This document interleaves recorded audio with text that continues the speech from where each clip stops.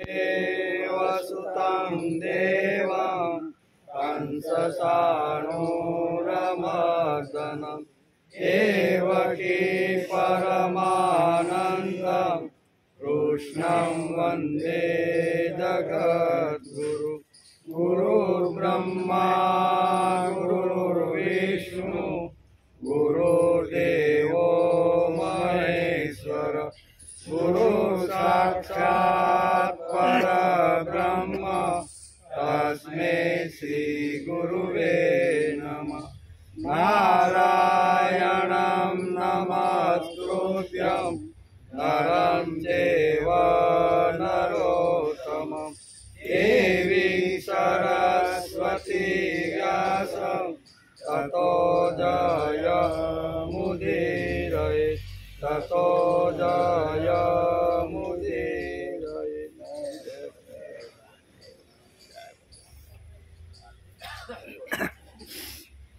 सातमो श्लोक। सुखावसाने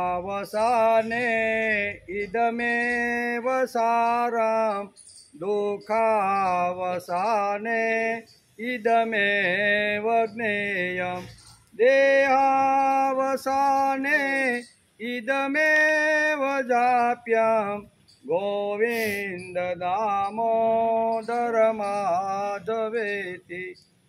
सुखावसाने इदमेव सारम दुखावसाने इदमेव ज्ञेयम। हे गोविंद, हे दामोदर, हे माधव, हे प्रभुना नामो सुखना समये खरो सार छे તેમજ દુઃખના સમયે પણ ખરો સાર છે। સુખાવસાને ઇદમેવ સારમ દુઃખાવસાને ઇદમેવ જ્ઞેયમ દેહાવસાને ઇદમેવ જાપ્યમ ગોવિંદ દામોદર માધવેતિ।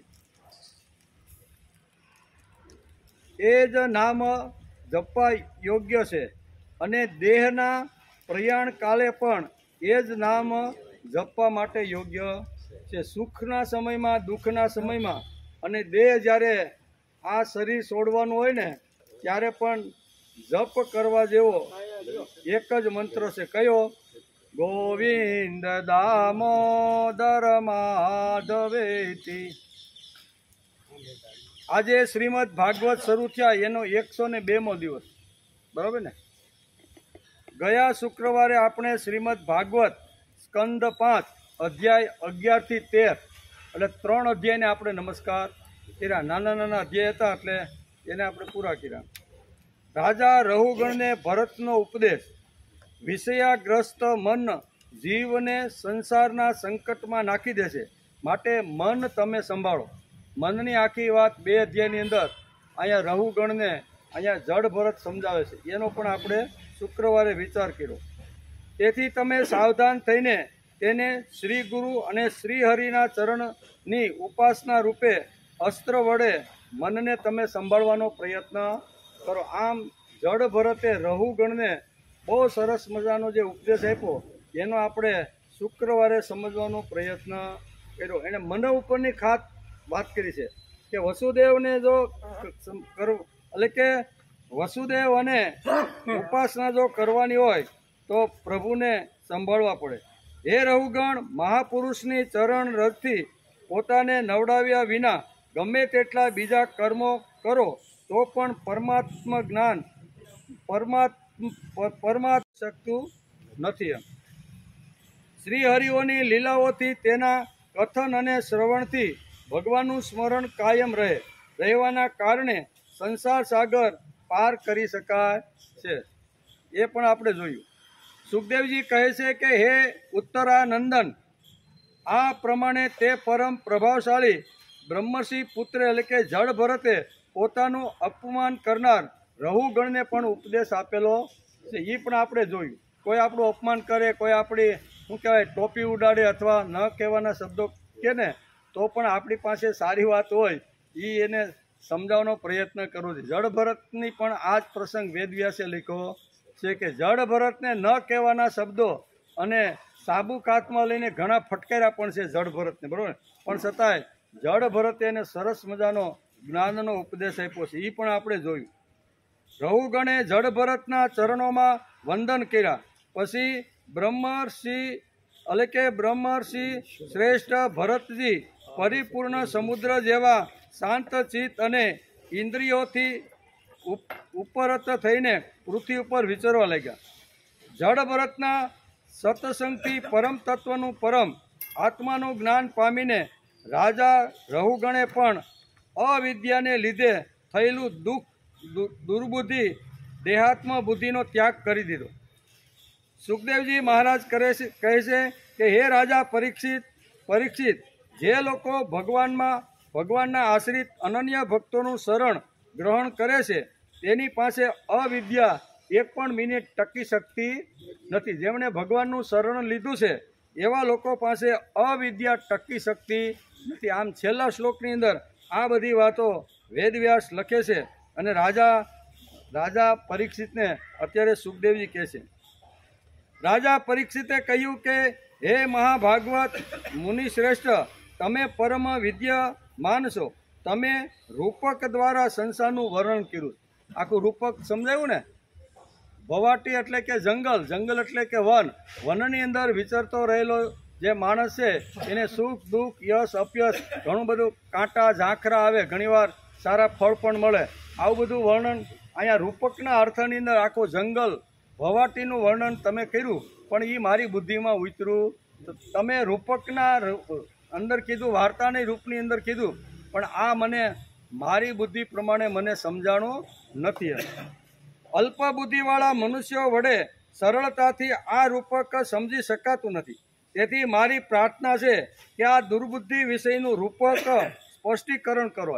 તમે રૂપાત્મક રીતે તમે આખા જંગલની ભવાટીની બધી વાત કરી અને એની અંદર વિચરતા પશુ પક્ષીઓની વાત કરી અને ક્યારેક આવી રીતનું સુખ ક્યારે દુઃખ, આ બધી મારા મગજમાં કાંઈ ઉતરું નથી. તો એનું સ્પષ્ટીકરણ કરો કે તમે ભવાટીના રૂપાત્મક રીતે તમે મને જે તત્વજ્ઞાન આપ્યું છે એ ભવાટી શું છે, વન શું છે, વનની અંદર વિસરવા જતો રહેલો જે જીવ છે એ કેવી રીતનો છે, જીવને કઈ અગવડ પડે, આ મારી બુદ્ધિમાં ઉતરું નથી. તમે તો બહુ સરસ રીતે સમજાવી દીધું, પણ મને એનું સ્પષ્ટીકરણ કરો. આમ કરી અને પ્રશ્ન અહીંયા પૂછે છે તે આપણે 13મા અધ્યાયના છેલ્લા શ્લોકની અંદર જોયું. હવે 14મો અને અધ્યાય 14મો, એમાં ભવાટીનું સ્પષ્ટીકરણ અત્યારે કરે છે. કોણ? સુખદેવજીને રાજા પરીક્ષિતે પ્રશ્ન પૂછ્યો કે આ રૂપક મને સમજાણું નથી, એની તાત્વિક અર્થ કેવો થાય છે એ રૂપક દ્વારા તમે કીધું, પણ મારી બુદ્ધિમાં ઉતરો નથી. તો તમે રૂપાત્મક રીતે જે કાંઈ સિદ્ધાંતો સમજાવ્યા છે એનું સ્પષ્ટીકરણ એની ગુજરાતી ભાષામાં હું સમજી શકું ને એવી રીતે તમે મને આ તમે કહેલું જે રૂપક છે, વનનું રૂપક છે, જંગલનું રૂપક છે, ભવાટીનું રૂપક, એ તમે મને સમજાવો. એટલે અહીંયા સુખદેવજી મહારાજ ગંગા નદીના પવિત્ર કિનારા ઉપર અહીંયા પરીક્ષિત રાજાએ આ પ્રશ્ન કર્યો છે. એના જવાબમાં ભવાટીનું વર્ણન કે એ શું છે એમ મેં તમને જે ભવાટી એટલે કે વનનું વર્ણન કર્યું એ તમે મારી પાસેથી સાંભળો. ભવાટીનું સ્પષ્ટીકરણ. સુખદેવજી મહારાજ કહે છે કે હે રાજા પરીક્ષિત, દેહના અભિમાની જીવો વડે સત્વ વગેરે ગુણોના ભેદથી શુભ અશુભ અને મિશ્ર શુભાશુભ આ 3 પ્રકારના કર્મો થતા રહે છે. તે કર્મો દ્વારા જ નિર્માયેલો અનેક પ્રકારના શરીરો સાથે થતો સંયોગ વિયોગ વગેરે રૂપે જે અનાદિ સંસાર જીવોને પ્રાપ્ત થાય છે તેના અનુભવના 6 દ્વાર છે. કેટલા? આ બધા જે અત્યારે સ્પષ્ટીકરણ કરે છે સુખદેવજી મહારાજ. કારણ કે પરીક્ષિત રાજાએ પૂછ્યું કે આમાં મને કાંઈ રૂપકમાં સમજાણું નહીં, તમે એની સ્પષ્ટતા કરો. બરાબર, એકદમ ગુજરાતી ભાષામાં હું સમજી શકું એવું કહો તો તમે જે ભવાટીનું વર્ણન કર્યું છે એ મારી બુદ્ધિમાં સ્થિર થાય એમ કે. એટલે એના જવાબમાં અત્યારે અહીંયા વેદવ્યાસ લખે છે અને સુખદેવજી મહારાજ અત્યારે પરીક્ષિત રાજાને કહે છે કે હે રાજા, મન અને 5 જ્ઞાનેન્દ્રિયો તેમને આધીન થઈને આ જીવન સમૂહ માર્ગ ભૂલીને ભયંકર જંગલમાં ભટકતો રહે છે. હવે ભવાટી શું, જંગલમાં ભટકવું શું, એને રૂપકમાં તો કીધું, પણ હવે સ્પષ્ટીકરણ કરે છે. ભટકતો રહીને ધનના લોભી વણજારાઓની જેમ એટલે કે પરમ સમર્થ ભગવાન વિષ્ણુને આશ્રિત રહેનારી માયાની પ્રેરણાથી ભયાનક જંગલ જેવા દુર્ગમ માર્ગે ચડીને સંસારરૂપી વનમાં જઈને પહોંચે છે। આ વન શમશાન જેવું અત્યંત અશુભ છે। કેવું અશુભ છે? આમાં ભટકતા જીવે પોતાના શરીરથી કરાયેલા કર્મોનું ફળ ભોગવવું પડે છે અને અહીં અનેક વિઘ્નોને કારણે તેને પોતાના કાર્ય વ્યાપારમાં સફળતા મળતી નથી। તો પણ આ જીવ તેના શ્રમનું શમન કરનાર શ્રીહરિ અને ગુરુદેવના ચરણ કમળના મકરંદના મધના રસિક ભક્તોરૂપી ભમરાઓના માર્ગને અનુસરતો નથી। આ સંસારરૂપી વન, હવે આખી કહે છે આ વન છે એ કેવું છે? વન તો મેં રૂપક તરીકે તને સમજાવ્યું, તને ન સમજાણું એટલે તે પ્રશ્ન કર્યો, એટલે હું તમને એ કે આ રીતે તમને સમજાવું છું કે આ સંસારરૂપી વન ભવાટવીમાં મન સહિત 6 ઇન્દ્રિયો પોતાના કર્મોની દ્રષ્ટિએ લૂંટારાઓ જેવી છે। મનુષ્ય ઘણું બધું કષ્ટ વેઠીને જે ધન કમાય છે તેનો ઉપયોગ ધર્મમાં થવો જોઈએ। તે જ ધર્મ જો સાક્ષાત ભગવાન પરમ પુરુષની આરાધનાના રૂપે થાય છે તો તે પરલોકમાં નિયશ્રેયસનો હેતુ થાય છે એમ બતાવવામાં આવ્યું છે। એમ અત્યારે સુખદેવજી મહારાજ અહીંયા ભવાટીનું સ્પષ્ટીકરણ કરતા અત્યારે રાજા પરીક્ષિતને આ રીતે કહે છે, જે મનુષ્ય બુદ્ધિરૂપી સારથી વિવેકહીન હોય છે અને મન વશમાં હોતું નથી, તેના તે ધર્મના ઉપયોગ માટેના ધનને મન સહિત 6 ઇન્દ્રિયો દર્શન, સ્પર્શ, શ્રવણ, સ્વાદ, ઘ્રાણ, સંકલ્પ, વિકલ્પ અને નિશ્ચય એ વૃત્તિઓ વડે ગૃહસ્થો ચિત્ત વિષય ભોગમાં ફસાવીને એવી રીતે લૂંટી લે છે કે જેને બેઈમાન સરદારનું અનુગમન કરનારા તેમજ અસાવધાન વણજારાઓના ટોળાના ધનને ચોર લૂંટારાઓ લૂંટીને લઈ જાય છે, તેવી જ રીતે આ સ્વાદ, પ્રાણ, સંકલ્પ, શ્રવણ જો એને યોગ્ય રીતે યોગ્ય ખોરાક જો ન આપવામાં આવે તો આ લૂંટારાઓ બધું લૂંટી જાય છે। બહુ સરસ રીતે અહીં સ્પષ્ટીકરણ કરે છે કે વન એટલે શું, વનની અંદર ફરનાર જે જીવ છે એ જીવ શું છે એનું બહુ સ્પષ્ટીકરણ કરે છે। સ્કંદ 5 અધ્યાય 14માં ભવાટીનું વર્ણનનું સ્પષ્ટીકરણ સુખદેવજી મહારાજ રાજા પરીક્ષિતને સંભળાવી રહ્યા છે। શ્રી સુખદેવજી મહારાજ કે જેમના જીવનમાં જ્ઞાન, કર્મ અને ભક્તિનો ત્રિવેણી સંગમ છે એવા સુખદેવ ભવાટીનું સ્પષ્ટીકરણ અત્યારે રાજા પરીક્ષિતને સમજાવી રહ્યા છે। જ્ઞાન, કર્મ અને ભક્તિ ત્રણોથી તરબોળ થયેલા સુખદેવજી મહારાજ છે એવું વર્ણન આ વેદ વ્યાસે લખ્યું છે કે આવી રીતના જ્ઞાન, કર્મ અને ભક્તિના ત્રિવેણી સંગમ છે એવા સુખદેવજી મહારાજ રાજા પરીક્ષિતને અત્યારે આ ભવાટીનું સ્પષ્ટીકરણ કરી રહ્યા છે। જેમના જીવનમાં જ્ઞાન, કર્મ અને ભક્તિની સરિતાઓની રેલ આવી હતી, જેના આ ભાવ ઊંચા મોજા ઉછળતા હતા, તેનું વર્ણન અત્યારે વેદ વ્યાસે લખ્યું છે અને સ્પષ્ટીકરણ કરતા અત્યારે સુખદેવજી મહારાજ અત્યારે રાજા પરીક્ષિતને આ પ્રમાણે કહે છે। સુખદેવજી જેવી મહાન શક્તિ પ્રભુ પ્રેમમાં તરબોળ થઈ રાજા પરીક્ષિતના પ્રશ્નનો જવાબ આપતા કહે છે કે દેહના અભિમાની જીવો વડે સત્વ વગેરે ગુણોના ભેદથી શુભ, અશુભ અને મિશ્ર 3 પ્રકારના કર્મો થતા રહે છે। બહુ સ્પષ્ટીકરણ અહીં કરતા કહે છે કે માનવ જીવનની અંદર પ્રભુ પ્રેમમાં જે તરબોળ થઈ ગયા છે એવા માનવ જીવનની અંદર સત્વ, રજ અને તમ આ 3 વાતો તો છે, પણ શુભ અને અશુભ, શુભાશુભ એટલે કે મિશ્રિત ફળ પણ મળતા રહેલા છે એવું બહુ। દેહના અભિમાની જીવો વડે સત્વ વગેરે ગુણના ભેદથી શુભ, અશુભ અને મિશ્ર 3 પ્રકારના કર્મો થતા રહે છે। સૃષ્ટિમાં ભોગનો રંગ એટલે કે સૃષ્ટિમાં ભોગનો રંગ છે, પરંતુ આ રંગ ભક્તિ કરતાં ફીકો હોય છે। ભક્તિનો આ સૃષ્ટિનો સર્વશ્રેષ્ઠતમ રંગ છે, પાકો રંગ કહેવાય ને। બીજો આવે કેવો ડિસ્ટમ્બર અથવા ચૂનો લગાડી તો 1-2 વર્ષમાં ઝાંખો પડી જાય, બીજી વાર પણ એને ઘસીને પાછો કરવો પડે, પણ એકદમ જો પાકો રંગ લગાડ્યો હોય તો પછી એને લાંબા ઘણા વર્ષો સુધી એને કંઈ કરવું પડતું નથી। એટલે ભક્તિ અહીં સમજાવતા કહે છે કે ભક્તિનો જે રંગ છે ને એ સર્વશ્રેષ્ઠ રંગ છે, એ રંગ ક્યારેય ફીકો પડતો નથી એમ કે.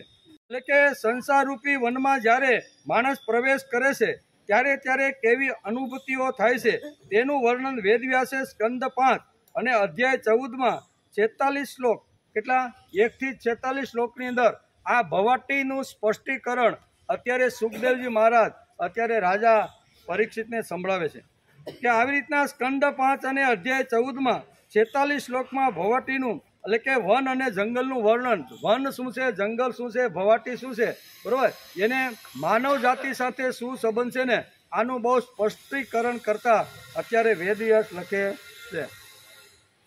આદ્યગુરુ શંકરાચાર્ય પોતાના સ્તોત્રમાં પણ કહે છે, જેમ અત્યારે અહીંયા સુખદેવજી મહારાજ ભવાટીનું સ્પષ્ટીકરણ કરતા અહીંયા રાજા પરીક્ષિતને કહે છે, એવી રીતે આપણે જો શું કહેવાય આદ્યગુરુ શંકરાચાર્યનો અભ્યાસ, એનું જીવન ચરિત્ર અથવા એણે કીધેલી જે વાતો જો આપણે સમજીને તો એમણે પણ આ સુખદેવજી મહારાજ ભાગવતનો આધાર લઈને પણ આ બધી વાતો પોતાના વાંગમયની અંદર લખેલી છે, પોતાના સ્તોત્રમાં લખેલી છે.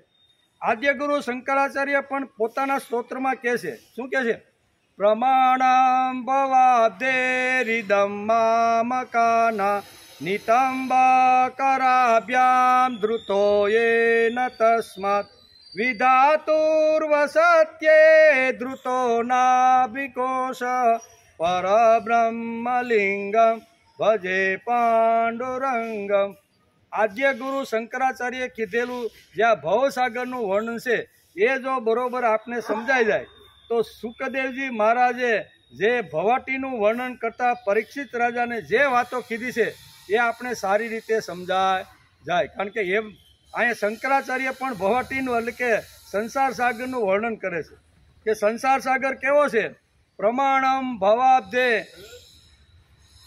ઇદમ મામ કાનામ નિતંબા કરાભ્યા ધૃતો નાભિકોશ વિધાતુર્વ સત્યે ધૃતો નાભિકોશ પરબ્રહ્મ લિંગમ ભજે પાંડુ રંગમ. ભવસાગર આટલો છે એમ પોતાના ભક્તોને બતાવવા માટે જેણે કમર ઉપર હાથ રાખ્યા છે. પંઢરપુર આપણે જઈએ ને, જે લોકો ગયા છે એને ખબર છે, મહારાષ્ટ્રની અંદર પંઢરપુરની અંદર ભગવાન પાંડુરંગ અહીંયા કોને મળવા આવે છે? કોને?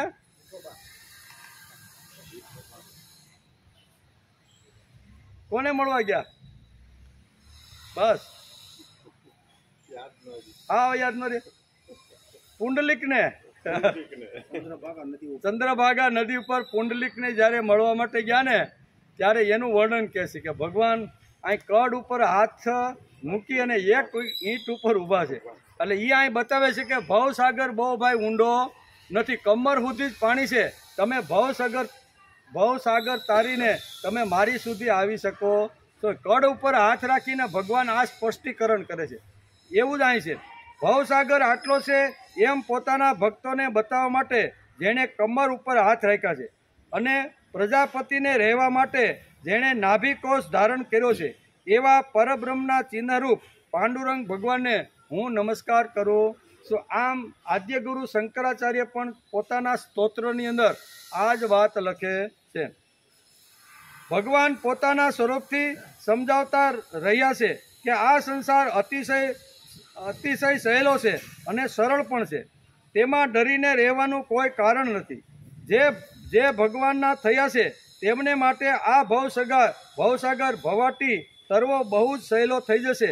આમ અત્યારે સુખદેવજી મહારાજ પરીક્ષિત રાજાને સમજાવે છે કે જેમણે ભગવાનનું શરણ લીધું, જેણે ભગવાનનું સાનિધ્ય સ્વીકાર્યું, જે ભક્ત વત્સલ ભગવાન બની ગયો છે, બરાબર, એને ભવસાગર તરવા માટે કોઈ મુશ્કેલી નથી. બાકી બધા અટવાઈ જાય. જંગલમાં આપણે જેમ જઈએ અને જેમ ધીમે ધીમે અંદર જતા જઈએ અને એકદમ ઘોર અને ઘાટ જંગલ આવે ત્યારે ઘણી બધી ઝાડી આવે, ઝાખરા આવે, કાંટા આવે, આવી રીતના નદીમાં વહેતા ઝરણાઓ જોવા મળે, પર્વત ઉપરથી નીતરતા પાણીના ધોધ જોવા મળે. પણ ધીમે ધીમે જેમ જેમ માણસ આગળ જાય છે જેમ સુખ અને દુઃખ બંને જોવા મળે. ઘણીવાર સુંદર મજાના એવા વૃક્ષો હોય છે, વૃક્ષો ઉપર સરસ મજાના આવી રીતના ફળ ઝૂલતા હોય છે. એ જોઈને ઘણીવાર માણસને પણ આનંદ થઈ જાય છે. ઘણીવાર પર્વતોની અંદર ચમકતા રહેલા આવી રીતના પદાર્થો, સોનું ચાંદી આવી રીતનું મળે, એ જોઈ એને ખૂબ આનંદ થાય છે. ઘણીવાર લેવાનો પ્રયત્ન કરે, લઈને જ્યારે ભાગે છે ત્યારે ચોર લૂંટાવો એને પકડીને એની પાસે આ બધું ભવાટીનું વર્ણન આપણે શુક્રવારે જોતા હતા. એટલે તો અહીંયા રાજા પરીક્ષિત અટવાઈ ગયા કે તમે આજે ભવાટીનું જે વર્ણન કર્યું છે, જંગલનું જે વર્ણન કર્યું છે કે આવી રીતના ચોર લૂંટારાઓ જે હાથમાંથી માલ ખેંચી જાય છે, તો આ બધું મને કાંઈ સમજાતું નથી. તો એનું તમે જો સ્પષ્ટીકરણ કરો કે આ જંગલ કોણ છે, જંગલની અંદર જનાર કોણ છે, પછી એની પાસેથી લૂંટનારા, આ તમે 6 તત્વોની જે વાત કરી એ 6 તત્વો કયા છે એ મારી બુદ્ધિમાં ઉતરતું નથી. આ પ્રશ્ન જ્યારે પરીક્ષિત રાજા જ્યારે સુખદેવજી મહારાજને પૂછે છે ત્યારે આટલી સ્પષ્ટતા કરે છે કે ભવસાગર તરવો બહુ જ હેલો છે. જે ભગવાનનો લાડકો દીકરો બની ગયો, ભગવાન માટે જેણે પોતાની ઇન્દ્રિય, પોતાની સંપત્તિ, પોતાની જે કાંઈ શક્તિઓ છે એ બધી શક્તિઓ નિસ્વાર્થ ભાવે પ્રભુના ચરણમાં જેણે રાખી દીધી, એને ભવસાગર ભવાટી તરવો અઘરો પડતો નથી. નકરી જંગલમાંથી બહાર નીકળી શકે નહીં, ત્યાં જ એનું અસ્યુતમ કેસ્યુતમ થઈ જાય. પણ જેણે ભગવાનનું ચરણ પકડ્યું છે, ભગવાનનું સાનિધ્ય સેવ્યું છે, પરબ્રહ્મ પરમાત્મામાં જેનું ચિત્ત આવી રીતનું એકાગ્ર થાય છે, એવા લોકો ભવસાગરની અંદર તરી જાય છે. તેથી કહે છે કે ભવાબ્ધ વા પર, એટલે કહે છે ને કે હું તને ખાતરી આપું છું કે આ સંસાર સાગર બહુ ઊંડો નથી, કમર જેટલું જ પાણી છે. એટલે ભગવાન અહીંયા વિઠ્ઠલનાથ શું કહે છે, કમર ઉપર હાથ દઈને પંઢરપુરમાં ઊભા છે. એ પણ શંકરાચાર્ય અહીં એ જ વાત કરે. તેમાં ડરીને રહેવાનું કારણ જ નથી. જે ભગવાનના થયા છે તેમને માટે આ ભવસાગર અલકે ભવાટવી તરવો બહુ સહેલો થઈ જશે.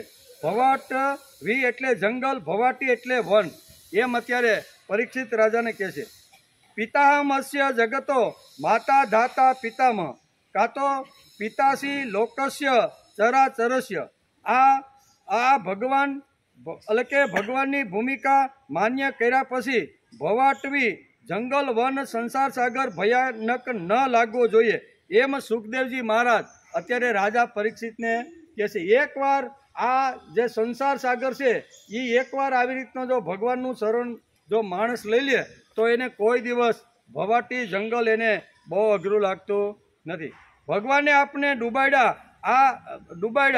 આ ભવસાગર, સંસાર સાગર ભવાટીથી ઊભો કર્યો નથી, આપણે ડૂબાડવા માટે ઊભો કર્યો નથી. તેથી તો ભગવાન કહે છે કે દીકરા ગભરાવાની કાંઈ જરૂર નથી. આ જે ભવસાગર છે ને, સંસાર સાગર છે ને, એની અંદર બહુ એટલું પાણી નથી, કમર સુધી છે. અને કમર સુધી તું તરતો તરતો મારી પાસે આવી જા તો હું તારો ઉદ્ધાર કરી નાખું.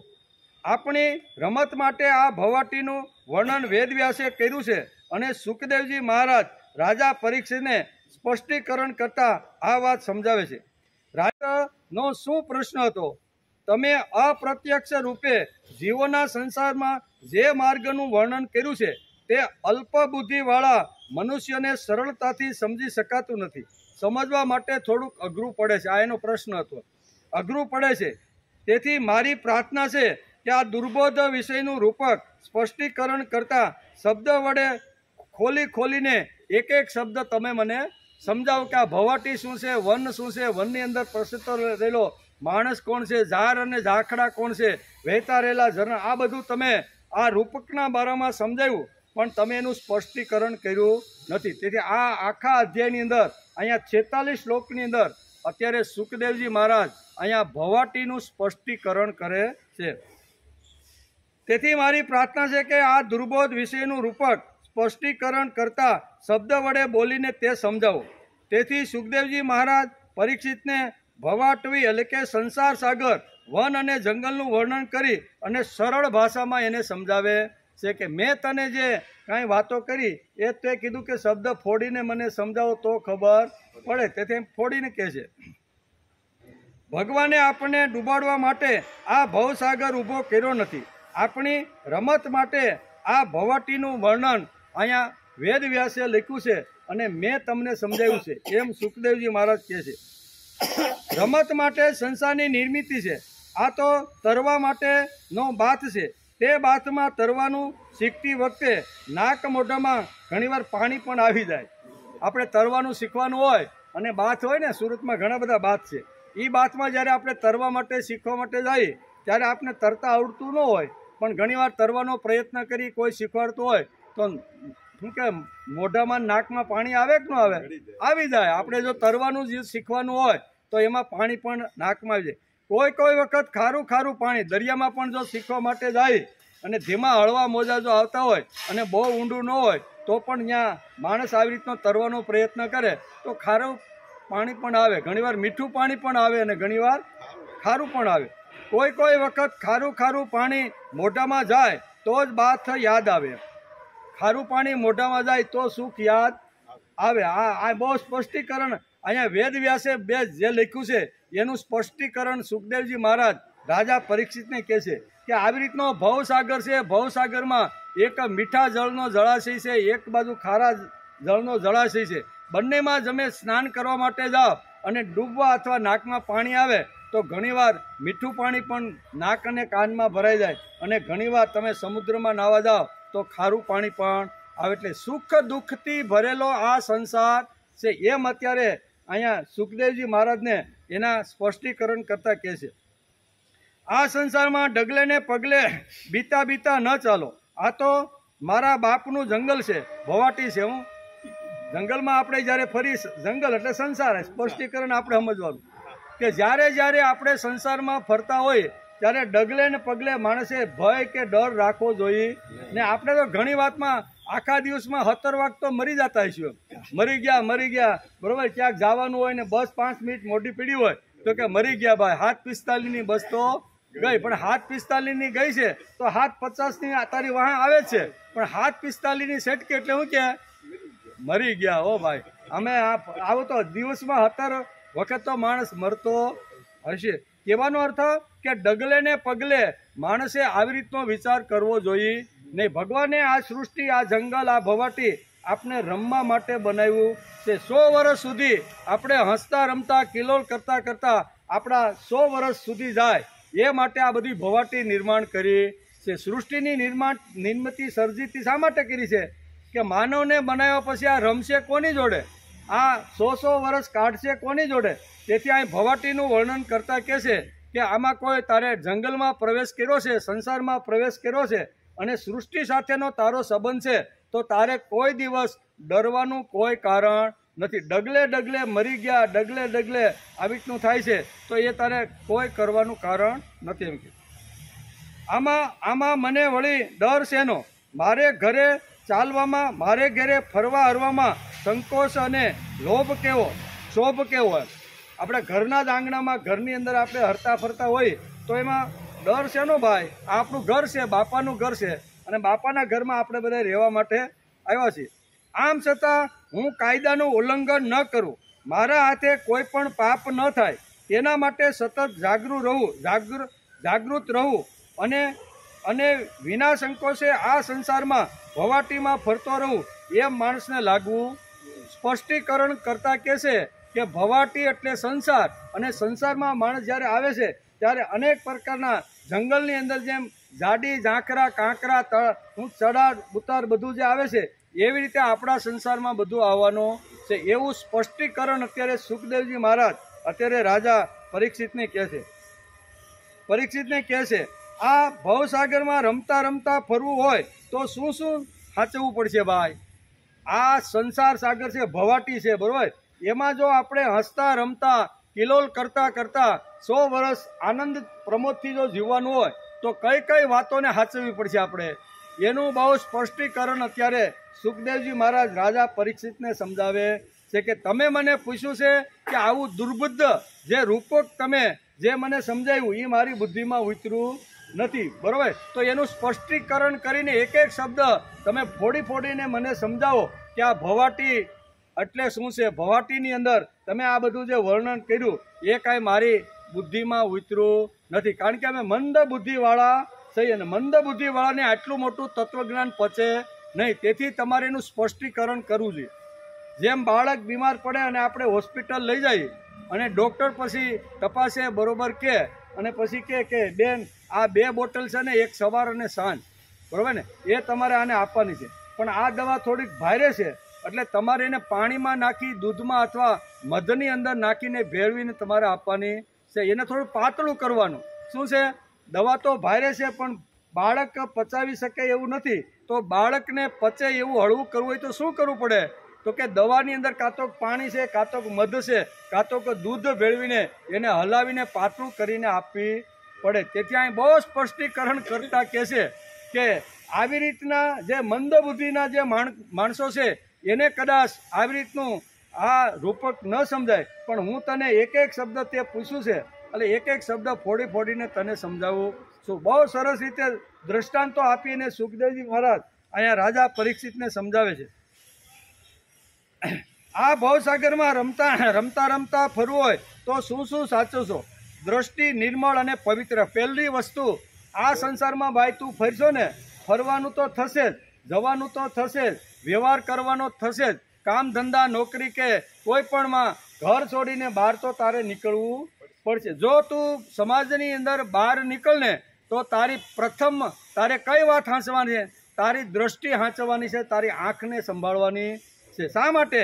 તો અહીં કહે છે દ્રષ્ટિ નિર્મળ અને પવિત્ર રાખવાની, દ્રષ્ટિ દિવ્ય અને તેજસ્વી રાખવાની છે. દ્રષ્ટિ આપણે જોવા મળે તો ઘણીવાર એ દ્રષ્ટિ જો આપણી શું કહેવાય આપણી જો સારી ન હોય, બરોબર ને, તો માણસનું અધપતન નક્કી છે. તેથી પહેલી વાત કીધી છે કે જે સંસાર સાગરમાં માણસ ફરે છે, જે ભવાટીની અંદર જે ફરે છે, તો એની અંદર પ્રથમ માણસની દ્રષ્ટિ પવિત્ર અને દિવ્ય હોવી જોઈએ. પવિત્ર અને દિવ્ય રાખો, દિવ્ય તેજસ્વી રાખો, એમ સુખદેવજી મહારાજ અત્યારે રાજા પરીક્ષિતને કહે છે. વાણી કેવળ સ્વાર્થ અને ક્ષુદ્ર કાર્ય માટે ન વાપરતા વાણીમાં પણ પાવિત્ર લાવવું જોઈએ. આ બધું તારે જે વખતે સંસાર સાગરમાં ફર, મેં તને ભવાટીની જે વાત કરી છે ને, એ ભવાટી એટલે આ સંસાર સાગર. અને તું ગૃહસ્થી બનીને સંસારમાં રહેશો ત્યારે જવાનું થશે, ભટકવાનું થશે, મળવાનું થશે, ત્યારે તારી દ્રષ્ટિ પવિત્ર અને શુદ્ધ હોવી જોઈએ. કોઈ જગ્યાએ તારી દ્રષ્ટિ આવી રીતની થવી જોઈએ નહીં. દ્રષ્ટિ જો પવિત્ર હશે ને તો સંસાર સાગર બહુ એકદમ સહેલાથી તું તરી શકીશ. બીજી છે વાણી.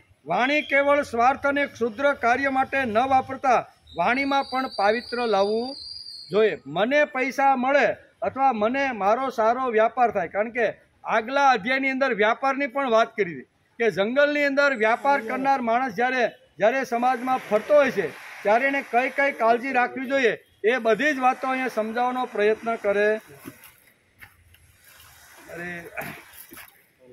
અને ક્ષુદ્ર માટે ન વાપરતા વાણીમાં પાવિત્ર રાખો. તેવી જ રીતે કાનનું પાવિત્ર જાળવો, શ્વાસોશ્વાસ પવિત્ર રાખો. ભગવાનને મેળવવાના આ બધા સાધનો પવિત્ર હશે તો ભવાટીમાં તરવાનો આનંદ તમે મેળવી શકશો. સંસારની અંદર જો સારી રીતે તમારે જીવવાનું છે, ફરવાનું છે, તો ભવાટીની અંદર જો આનંદ મેળવવાનો હોય તો વાણી, દ્રષ્ટિ અને આપણી જે બધી વાતો છે એને તારે પવિત્ર રાખવી પડશે. ભવાટીનું આ વર્ણન છે. ભગવાન આપને કહે છે કે માનવે સંસાર સાગરમાં ભવાટીમાં ફરવાનું છે, તેથી તારે જ્ઞાની ભક્ત થવાનું છે. અહીંયા અત્યારે બહુ સરસ રીતે સુખદેવજી મહારાજ અત્યારે રાજા પરીક્ષિતને કહે છે કે ભલે 7 દિવસ માટે તમે મોક્ષ માટેનું અન્નસન કરીને ગંગા મૈયાના કિનારે આટલું મોટો રાજ છોડીને તમે આવી ગયા. હસ્તિનાપુર જેવું આવું સુંદર રાજ્ય કોઈને પ્રાપ્ત થતું નથી. એવા રાજ્યનો ત્યાગ કરીને તમે અહીંયા ગંગા નદીના પવિત્ર કિનારા માટે આવી ગયા છો, પણ તમારે જ્ઞાની બનવું પડશે. કોણ કહે છે? અહીંયા સુખદેવજી મહારાજ અહીંયા અત્યારે પરીક્ષિત રાજાને કહે છે કે તમારે જ્ઞાની બનવું પડશે. અને જ્ઞાની ભક્ત છે ને એ શ્રેષ્ઠમાં શ્રેષ્ઠ ભક્ત છે. ભગવાને ગીતામાં પણ આ જ વાત સમજાવી છે. ચતુર્વિદ્યા ભજન્તે મામ જના સુકૃતિ નોર્જુન આર્તો જિજ્ઞાસુ અર્થાથી જ્ઞાની ચ ભરત સર્વ. જેમ અહીંયા સુખદેવજી મહારાજ અહીંયા જ્ઞાની ભક્ત થવાનું અહીંયા પરીક્ષિત રાજાને કહે છે, એમ ભગવાને પણ અર્જુનને ગીતાની અંદર 7મા અધ્યાયની અંદર 16મા શ્લોકની અંદર પણ તારે જ્ઞાની ભક્ત થવાનું છે. 4 પ્રકારના ભક્તો મારા ભક્તો આ જગતની અંદર છે. કેટલા? 4 પ્રકારના ભક્તો છે, 5મો કોઈ નથી. 4માંથી તારે શ્રેષ્ઠ જો મારા સુધી પહોંચવાનું હોય તો જ્ઞાની ભક્ત જ ઉત્તમ છે. એમાં પહેલું લખ્યું છે ચતુર્વિદ્યા ભજન. તેમાં 4 પ્રકારના ભક્તો મારું ભજન કરે છે, મારું કીર્તન કરે છે, મારું સ્મરણ કરે છે. આ જગતમાં 4 પ્રકારના જ મારા ભક્તો છે. 4 પ્રકારના ભક્તો મારું સ્મરણ કીર્તન, મારા માટે આદર, મારી સેવા પૂજા, આ બધું મારા માટે કરે છે. જના સુકૃતિ નોર્જુન, હે ભરતશ્રેષ્ઠ અર્જુન, 4 પ્રકારના કલ્યાણકારી મનુષ્ય મને ભજે છે. આર્ત, જિજ્ઞાસુ, ધનની ઈચ્છાવાળો અને જ્ઞાની. આર્તો, જિજ્ઞાસુ, અર્થાર્થી અને જ્ઞાની, આ 4 પ્રકારના ભક્તો હંમેશા મારું કીર્તન, મારું સ્મરણ અને મારી પાસે મારા રસ્તે ચાલવાનો 4 ભક્તો પ્રયત્ન કરે છે. પણ 4 ભક્તોની અંદર ઉત્તમમાં ઉત્તમ જો કોઈ ભક્ત હોય તો કોણ છે? જ્ઞાની ભક્ત. બરોબર. એ ત્રણેક કરતા જે અર્થાર્થી છે કે છે ને, કે જે અર્થાર્થી છે, ધનની ઈચ્છાવાળો છે, જિજ્ઞાસુ અને આર્ત છે, એના કરતાં જ્ઞાની ભક્ત શ્રેષ્ઠ છે. અહીંયા પણ પરીક્ષિત મહારાજ, પરીક્ષિતને અત્યારે સુખદેવજી મહારાજ આ પ્રમાણે સમજાવી રહ્યા છે. તેઓમાં સદા ધ્યાનમાં જોડાય રહેનારો અને એકનિષ્ઠ ભક્તિવાળો જ્ઞાની ભક્ત ઉત્તમ છે. કારણ કે જ્ઞાનીને હું અત્યંત પ્રિય છું અને તે મને અત્યંત પ્રિય છે. જ્ઞાની ભક્ત શ્રેષ્ઠ શા માટે છે? કે આટલા માટે, જે મારી ઉપાસના કરે છે, ધ્યાન ધરે છે, ચિત્ત એકાગ્ર કરી અને મારી ભક્તિ કરે છે, એ સમજીને કરતો રહેલો છે, સમજણથી થાય છે. તેથી એ મારો 3 ભક્તો કરતાં ઉત્તમ ભક્ત છે. જે જ્ઞાની ભક્ત થાય તે ગમે તેવા વન, જંગલ, ભવાટી, સંસાર અને વ્યવહારમાં ગમે ત્યાં હરે ફરે અને ફરે તો વાસના કે કામના તેનું કંઈ બગાડી શકતી. આ જ્ઞાની ભક્તનું વર્ણન કરતા સુખદેવજી મહારાજ કહે છે કે ભવાટીની અંદર માણસ જંગલમાં ફરે, સંસારમાં માણસ કે ને, અહીં નરસિંહ મહેતાએ કીધું છે કે સંસારમાં સરસો રહે મન મારી પાંસ, સંસારમાં લેપાય નહીં તે જાણ મારો દાસ. નરસિંહ મહેતાએ પણ આ જ વાત સમજાવી છે. એ જ વાત અત્યારે સુખદેવજી મહારાજ રાજા પરીક્ષિતને આ વાત સમજાવે. સંસારમાં રહેવાનું છે, જંગલમાં ફરવાનું છે, 80-100 વર્ષ કાઢવાના છે અને કાઢતા કાઢતા તારે કઈ કઈ વાતો ધ્યાનમાં રાખવાનું છે, એનું બહુ સ્પષ્ટીકરણ અત્યારે સુખદેવજી મહારાજે અહીંયા રાજા પરીક્ષિતને પૂછેલા પ્રશ્નમાં કહે છે કે તારી દ્રષ્ટિ પવિત્ર રાખવાની, કાનની અંદર હંમેશા ભગવાનના જ વિચારો પ્રવેશ થાય એવી રીતનો તારે પ્રયત્ન કરવાનો છે. ભગવાને તને જે ઇન્દ્રિયો આપી છે ને, એ ઇન્દ્રિયો પ્રભુનું નામ, પ્રભુનું કામ, પ્રભુનું સ્મરણ અને પ્રભુ માટે ઘસાય. એના માટે જો તારી ઇન્દ્રિયો સતત સંસારમાં રહીને જો ભમતી હશે ને, તો અવિદ્યા તારું કાંઈ બગાડી શકવાની નથી. તો વિદ્યાવાન તું થવાનો છે અને આ શ્રેષ્ઠ વાત છે. આ બધું સ્પષ્ટીકરણ અત્યારે વેદવ્યાસે લખેલા આ અધ્યાય 14, શું કહેવાય, અધ્યાય 14ની અંદર આ બહુ સ્પષ્ટીકરણ કર્યું છે. જે જ્ઞાની ભક્ત છે તે ગમે તેવા વન, ગમે તેવા જંગલોમાં, ગમે તેવા ભવાટીમાં કે સંસાર વ્યવહારમાં ગમે ત્યારે હરે છે, ફરે છે કે વાસના કે કામના તેનું કંઈ બગાડી શકતી નથી. આ માણસે, તેથી તમે એક શબ્દ શ્લોક ઘેર જઈને વાંચ્યો. અહીંયા પરીક્ષિતે ચોખવટ કરી છે કે એક શબ્દ ફોડીને તમે મને સમજાવો કે ભવાટીની અંદર, જંગલની અંદર ભટકતો રહેલો નું ઈ કોણ છે અને એને કઈ કઈ અગવડ પડે છે અને અગવડમાંથી બહાર નીકળવું હોય તો કઈ વાત છે. આ રૂપકમાં તમે સમજાવ્યું, પણ મને તમે તાત્વિક દ્રષ્ટિએ સમજાવવાનો પ્રયત્ન કરો. તેથી અહીં બહુ લંબાણપૂર્વક અહીંયા 46 શ્લોકની અંદર અહીંયા પરીક્ષિત રાજાએ 46 શ્લોકની અંદર અહીંયા રાજા પરીક્ષિતને આ વાત સમજાવે છે. એટલે કે રૂપકનું સ્પષ્ટીકરણ કરતા સુખદેવજી મહારાજ રાજા પરીક્ષિતને કહે છે કે અવિદ્યા તેની પાસે ઊભી રહી શકતી. મેં તને ભવાટીનું જે વર્ણન કર્યું અને એમાં ઘણા બધા અટવાઈ જાય છે, ઘણા બધા સારા ફળ ફૂલ મળે, તેમ છે કે હવે આપણે આગળ જવાનું નથી. અને ઘણીવાર કાંકરા, ઝાંખરા, કાંટા આવે અને ચઢાણવાળો રસ્તો આવે ત્યારે હાંફીને બેસી જાય છે. આવા જે બંને પુરુષો છે એ બધી સંસારની અંદર થતી રહેલી બધી જ ઘટનાઓ છે. જંગલ એટલે સંસાર, અહીં બહુ ચોખવટ કરે છે. મેં તને ભવાટીનું જે વર્ણન કીધું ને, ભવાટીનો અર્થ થાય છે વન, ભવાટીનો અર્થ થાય છે જંગલ, અને જંગલ એટલે સંસાર. સંસારમાં માણસે ફરવાનું છે, હરવાનું છે, મળવાનું છે, બધા જ પ્રકારના કર્મો કરવાના છે. પછી વ્યાવહારિક હોય, કૌટુંબિક હોય, સામાજિક હોય, આધ્યાત્મિક હોય, સાંસ્કૃતિક હોય, કોઈ પણ માણસ કર્મ કર્યા વગર રહી શકવાનો નથી. માણસ કોઈને કોઈની સાથે જોડાઈ ગયેલો તો હોય જ છે. સમજો, આ દુનિયામાં એક પણ માણસ એવો નથી કે જે કોઈની સાથે જોડાઈ ગયેલો ન હોય. સાત્વિક પુરુષો, સજ્જન પુરુષો ભગવાન સાથે, ભગવાનના વિચારો સાથે અને ભગવાનના પ્રયોગો સાથે સાત્વિક લોકો જોડાઈ જાય છે. થોડાક એના કરતાં રાજસી જે લોકો હોય છે ને, એ ઘણીવાર કેવા હોય છે તો કે એ કોઈ ક્રિકેટર હોય રહી શકતો નથી. જો ભગવાનની સાથે ન જોડાય તો નટ નટીઓના પણ ફોટા ઘરમાં રાખે, મોબાઈલમાં રાખે અને આવી રીતનું રોજ એનું આવી રીતનું જોતો હોય છે. અને ઘણા આવી રીતના વિકૃત મગજવાળા સમાજની અંદર છે. સાત્વિક, રાજસી અને તામસી, આ 3 પ્રકારના જે છે એમાં તામસી જે લોકો હોય છે એ વિકૃત રૂપવાળા છે, એના પણ ફોટા રાખીને એનું પણ દર્શન કરતા હોય છે. એટલે અહીંયા વેદ વ્યાસ લખે છે, સુખદેવજી મહારાજ અહીંયા ભવાટીનું સ્પષ્ટીકરણ કરતા કહે છે કે સાત્વિક, રાજસી અને તામસી આ 3 પ્રકારના લોકો સમાજમાં રહેવાના, અને એ 3 વર્ગના લોકો કોઈને કોઈની સાથે જોડાયા વગર રહી શકવાના નથી. કોઈ સંપ્રદાય સાથે જોડાય, કોઈ ભગવાન સાથે જોડાય, કોઈ આવી રીતના અનેક વાતો છે એની સાથે જોડાય, પણ જોડાયા વગર રહી શકતો નથી. અને જોડાય તો જ એનો વિકાસ થાય.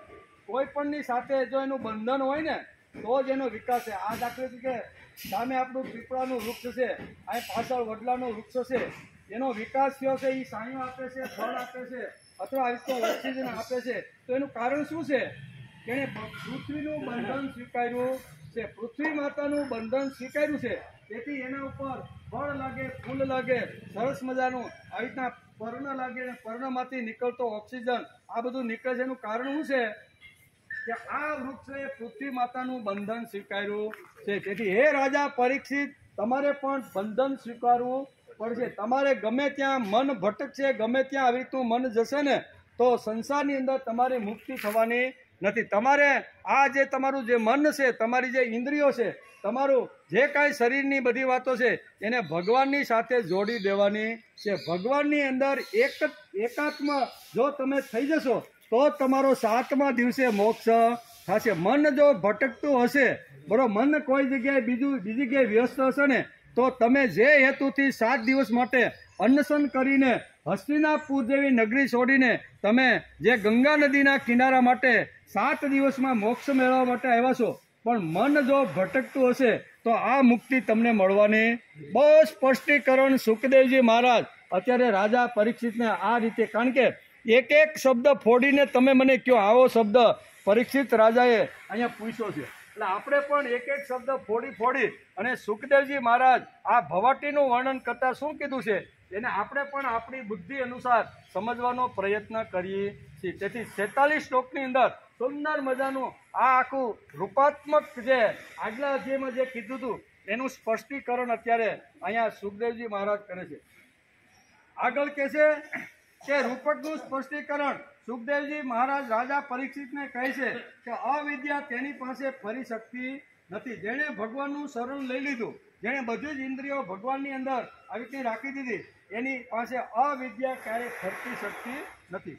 જે લોકો ભગવાનના આશ્રિત અનન્ય ભક્તોનું શરણ સહી લીધું છે, તેથી ભવાટીમાં ફરવા છતાં તેનું કોઈ કાંઈ બગાડી શકતું નથી. કોઈ બગાડી શકે નહીં. આકાશના દેવતાઓ પણ કાંઈ એનું કરી શકે નહીં. જેણે ભગવાનનું શરણ સ્વીકારી લીધું છે, ભગવાનનું સરસ એને બધી જ વાતો માન્ય જેણે કરી છે, એનું આ ભવાટીમાં, આ સંસારમાં કોઈ બગાડી શકશે નહીં. સંસારી લોકો કદાચ જો બગાડવા માટે જો તૈયાર થઈ જશે ને તો આ ભગવાન એનો મુકાબલો કરવા માટે તૈયાર થઈ જશે. આ બધી જ વાતો અત્યારે સમજાવે છે. જેમનામાં જગત બદલવાની હિંમત છે તેવાને પાસે લઈ તેના મસ્તકનું ભગવાન અવગ્રહણ કરતા હશે, ત્યારે એમનો પ્રેમ ભેરો, ઉષ્ણ ભેરો શ્વાસોશ્વાસ તેના ઉપર પડતો હશે. ધન્ય છે તે ભક્તો કે જે ભવાટીમાં ફરવા છતાં પોતાની જાતને સંભાળી લીધી છે. તુકારામ કયો, મીરાબાઈ કયો, એકનાથ કયો, એ સંસારમાં ફેર્યા કે નહીં? મહાન સંતો, મહાન પુરુષો આ જગતના ખૂણે ખૂણે ગયા છે, ઘરે ઘરે ગયા છે, ઝૂંપડે ઝૂંપડે ગયા છે, પણ છતાંય એને પોતાની જાતને સંભાળી લીધી છે. જે પોતાની જાતને સંભાળી લે, ગમે તેવું આ સંસારરૂપી ઘોર જંગલ, ઘોર ભવાટી હોય, એને હરવાનું, ફરવાનું, માન, અપમાન, સન્માન થાય કે કોઈ આવી રીતની વિપરીત વાતો કરે તો પણ જેણે પોતાના મનને જેણે સંભાળી લીધું છે એને જંગલમાં કોઈ કાંઈ કરી શકતું નથી. જંગલ એટલે ભવાટી, જંગલ એટલે વન, અને આપણી ભાષામાં કેવું હોય ને વેદવ્યાસની અને સુખદેવની ભાષામાં કેવું હોય તો ભવાટી એટલે સંસાર સાગર. આ સંસાર સાગર જો તરવાનો હશે ને તો આટલી વાતો પોતાના જીવનમાં લાવવી પડશે. સંસાર બહુ સહેલો છે, સંસારમાં કાંઈ અગવડતા છે નહીં, અને આવી રીતના કમર સુધી પાણી છે એમ જ્યારે અહીંયા શંકરાચાર્ય કહેતા લખ્યું હોય પોતાના શ્લોકમાં, અને ભગવાન પોતે જ કહેતા હોય, શું કહે છે? મહાયોગ પીઠે તટે ભીમરથ્યા વરમ પુંડરીકાય દાતો મુનિન્દ્રે સમાગત્ય તિષ્ઠંતમાનંદ કંડમ પરબ્રહ્મલિંગમ ભજે પાંડુરંગ. જેણે પોતાની ઇન્દ્રિયોને વશ કરી લીધી છે તે, જેણે પોતાના સંસારમાં રહી અને માતા પિતાની ભક્તિ સંપૂર્ણ રીતે જેણે સાત્વિક રીતે જે પૂર્ણ કરી છે તે, એને ભગવાનને ગોતવા માટે ક્યાંય જવો પડતો નથી. ભગવાન સામે આવીને પંઢરપુરની અંદર ઊભા રહી ગયા છે કે લે બેટા હું તને મળવા માટે આવ્યો છું. તો કે ભાઈ હજી તો મારા બાપ આજે ગાંધી જયંતિ હતી ને એટલે રજા હતી એટલે હું થોડોક મોડો ઉઠ્યો છું, એટલે મા બાપને નવડાવવાના, થોડાક નાસ્તો પાણી કરાવવાના, બધી થોડીક હજી વાર છે. પણ તમે આવ્યા તો બહુ સારું થયું, હું તમારું સ્વાગત કરું છું, પણ અત્યારે મને ટાઈમ નથી. મા બાપની સેવા છોડી અને હું તમારું સ્વાગત કરવા મને બિલકુલ સમય. આ તાકાત ભક્તની છે. કોની? ભવસાગરમાં રહેવાનું છે, ભવાટીમાં રહેવાનું છે, અને આવી રીતનું જીવન જીવી અને ભગવાનને પણ કહી શકે એવું જીવન પ્રાપ્ત કરવાનું આ સંસાર સાગરમાં આપણે ભગવાને આપેલું છે. તેથી સંસાર સાગર તલવો બહુ હેલો છે, બરોબર. કંઈક વળી ખારું પાણી આવી જાય, કંઈક મીઠું પાણી આવે, એ તો ભાઈ તરવા જાય એટલે ભાઈ બાથની અંદર ઘણીવાર આવી રીતનું આવે, પણ એનાથી કોઈ ડરવાનું નથી. ક્યારેક પ્રતિકૂળ પરિસ્થિતિ આવે, આપણી અનુકૂળતા પ્રમાણે સમાજમાં, કુટુંબમાં, વ્યવહારમાં ઘણીવાર આપણી વિરુદ્ધની અંદર મનની વિરુદ્ધ ઘણી વાતો આવીને ઊભી રહે, તો એ વખતે પણ મનને કંટ્રોલમાં રાખી, ઇન્દ્રિયોને સંયમિત કરી અને એને સંભાળવાનો પ્રયત્ન કરવો જોઈએ. અને એ જેણે સંભાળ્યું છે એને ભવાટીમાં કોઈ જગ્યાએ કોઈ પ્રકારની અગવડતા પડતી નથી. બાકી આજે કર્મના વિશે થોડોક વિચાર કરીએ 5-10 મિનિટમાં. ભગવાન એમ કહે છે ગીતામાં 3જા અધ્યાયમાં કર્મયોગ, નહીં કચ્ચિત ક્ષણમપી જાતું તિષ્ઠત્ય કર્મકૃત. માણસ એક ક્ષણ માટે પણ કર્મ કર્યા વગર રહી શકતો નથી. આપણે કંઈક આવા ખુરશી ઉપર પરોઠી વાળી હાથ પગ બધું બરાબર કરી અને બેસી જાય તો ક્યાં કર્મ થાય? ત્યારે કર્મ 4 રીતે થાય છે. આપણે બોલીએ છીએ શ્લોક ઘણી વખત, કાયેન વાચા મનસેન્દ્રિયૈર્વા બુદ્ધ્યાત્મના વા પ્રકૃતે સ્વભાવાત કરોમિ યદ યદ સકલમ પરસ્મૈ નારાયણાયેતિ સમર્પયામિ. 4 પ્રકારના. કાયેન, કાય એટલે કાયા એટલે શરીર, શરીર દ્વારા કર્મ થાય છે. મનસા, મનથી થાય છે. શરીરથી થાય એ તો દેખાય આવે, પણ મનથી થાય એની ખબર નથી પડતી. અહીં બેઠો બેઠો માણસ કંઈક એવી રીતના દુષ્કર્મ કરી નાખે. કાયેન વાચા, પછી વાણીથી. વાણીથી પણ ગમે તેવું બોલી કોઈના હૃદયને આપણે આઘાત પહોંચાડીએ તો એ પણ કર્મ છે. કાયેન વાચા મનસેન્દ્રિયૈર્વા, મનથી અને બુદ્ધિ, આમ 4 રીતે કર્મ થાય છે. તો ભગવાને ગીતામાં 3 યોગ બતાવ્યા છે. પેલો 1 થી 6 અધ્યાય સુધીનો છે એ કર્મયોગ, 7 થી 12 સુધીનો એ ભક્તિ યોગ, અને 13 થી 18 અધ્યાય એ છે જ્ઞાન યોગ. એટલે 3જા અધ્યાયમાં ભગવાને બધી બહુ ઘણી મોટી વાતો કરી છે. કર્મ એમ કહેવાય છે કે કર્મ છે કાં તો આપણને ઊંડી ખાઈમાં નાખી દે છે, એટલે કે ભવના એટલે કહ્યું છે મન એવ મનુષ્યાણામ કારણમ બંધ મોક્ષેય. જે મન દ્વારા કર્મ દ્વારા જે કંઈ કરીએ તે બંધનમાં નાખે છે. આપણે અહીંયા જ શ્રીમદ ભાગવતમાં હમણાં ભરતનું દ્રષ્ટાંત બહુ સારી રીતના જાણ્યું છે કે આસક્તિ, મોહ, વાસના એને કારણે માણસને જન્મ જન્માંતર એકબીજા જન્મ મળતા હોય છે. આ કર્મ ત્યારે ગીતાકારે એમ કહે છે કે સ્વકર્મણા તમ અભ્યર્ચ સિદ્ધિમ વિંદતિ માનવ. માણસ જો પોતાનું કામ શાસ્ત્રની રીતે બતાવેલા માર્ગે જો યથા યોગ્ય રીતે કરે તો એને સિદ્ધિ મળે છે. સ્વકર્મણા તમ અભ્યર્ચ સિદ્ધિમ વિંદતિ માનવ. આ કર્મ હવે મોટાભાગે આપણને ખબર નથી, એટલે તો ભગવાને કહ્યું છે કે ગહના કર્મણો ગતિ. કર્મ સમજવું ને એ બહુ ગહન છે, પણ આપણને જ્યાં સુધી સમજાય. અહીં આપણે શું કામ આવીએ છીએ? સદગ્રંથનું વાંચન થાય છે, સમજાવે છે, એમાંથી કંઈક આપણા મનમાં, કંઈક આપણા દિલમાં, કંઈક આપણા હૃદયમાં ઉતરી જાય અને આપણું જીવન ધન્ય બની જાય. કથા જે સંભળાય છે, હરે હરે કરે છે ને ઉઠીને ચાલતા થાય, એ માયલો આ નથી. આપણે અહીંયા અભ્યાસ કરવા જોઈએ. આ એક મનમાં દ્રઢ સંકલ્પ કરવો જોઈએ. ઘણા ભાઈઓ આંખો બંધ કરીને બ્રહ્માનંદમાં ડૂબી જતા હોય છે, જોયા છે. હવે એ બ્રહ્માનંદમાં ક્યાં આનંદમાં એ તો એને ખબર, પણ પછી એને પૂછો કે ઓલા કથા સાંભળતા હતા અને કહ્યું ને સીતાનું હરણ થઈ ગયું, તો હવે હરણની સીતા ક્યારે થવાની છે? આ માયલું જો આપણું થતું હોય. હમણાં પૂછ્યું હતું એમણે રવજીભાઈએ કે ભગવાન આવ્યા છે અટવી એટલે અનન્ય થાય, ભવાટવી, ભવરૂપી અટવી છે આ સંસાર. ભવ એટલે તો ભગવાન આવ્યા છે પુંડરીક પાસે અને કહે છે, ભગવાન આવીને એને એમ કે હમણાં પુંડરીક દોડતો આવશે, પણ જો ભગવાન કરતાં પણ વિશેષ મહત્વ એને મા બાપને આપ્યું છે કે ભાઈ મારે હજી બાકી છે મારા મા બાપની સેવા કરવાની. એમ કરીને એક ઈટોડું ફેંકે છે, આના ઉપર ઉભા રહ્યો તમે. કઈ તાકાત ભક્તની છે એ તો વિચાર કરીએ. 4 પ્રકારના ભક્ત હમણાં બતાવ્યા. તો આ ગીતાની અંદર આ બધાનો સમન્વય થયેલો છે. જ્ઞાન, કર્મ અને ભક્તિ.